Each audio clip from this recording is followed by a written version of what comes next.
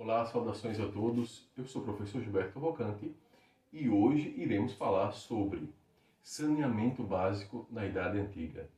Bom, sanear vem do latim e significa tornar saudável e também higienizar ou limpar.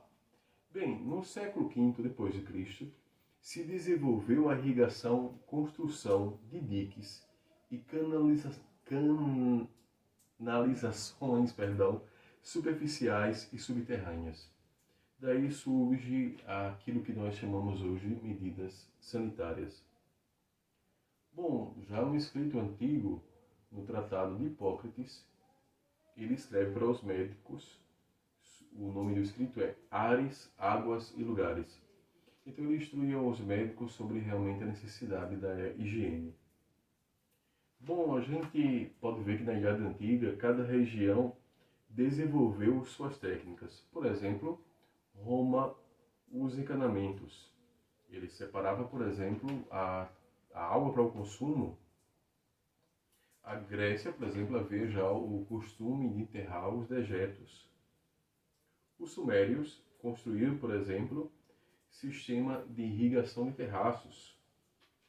No Egito, havia o controle já do fluxo de água e a utilização de tubos de cobre para, por exemplo, o palácio do faraó Quéops. As primeiras galerias de esgoto da história foram construídas em Nippur, na Babilônia. E em relação ao Império Romano, vemos que já no ano 312, veja bem, antes de Cristo, se desenvolveu um sistema de abastecimento para toda a cidade. Bem, então isso é em relação ao saneamento básico na Idade Antiga.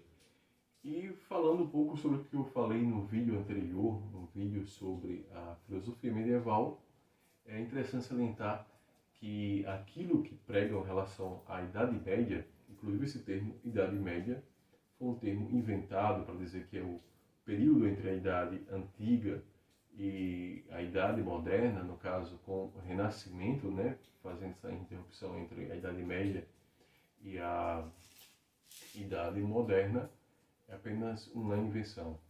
E Idade de Trevas não foi nada de Idade de Trevas, pelo contrário. Daí surgiram as universidades, por exemplo, com os jesuítas. Até hoje, temos, por exemplo, nas universidades, quando alguém vai se formar, a toga lembra o quê?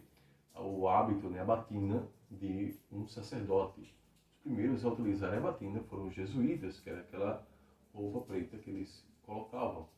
E bom, entre outros costumes, em relação à higiene, como eu já falei no vídeo, podem ver depois aqui, eu vou colocar aqui na descrição desse vídeo o link do vídeo da filosofia da Idade Média, né?